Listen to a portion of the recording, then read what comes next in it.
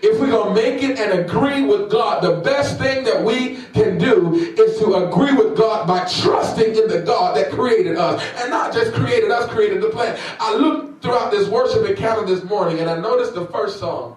One of the songs you did in worship. I'm a worship leader. I love worship. And the My Name is Victory song. Jonathan Nelson.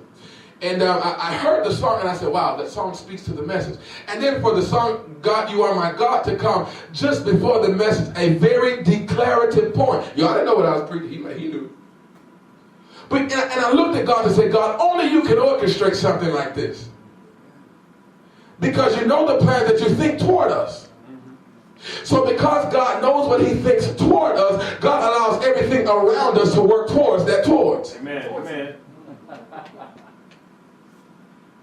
Even when we want to walk away, we're still working toward. What does Paul have to say about this? Well, I think he said in Romans chapter 8, somewhere around verse number 28, for all things work together. Mm-hmm. Now, there's not an invitation for us to just to go out there and do what we want to do and then expect it to work for our good. No. All things work together for good to them who love God and to them who are anybody read the Bible? Them who are the called according to his purpose. Called according to his purpose. For I know the plans that I have for you. Plan. Purpose. Somewhere there's a connection between God's plan and our purpose.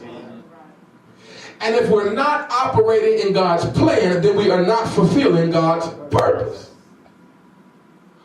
What about this plan? There are plans to prosper you and not to harm you.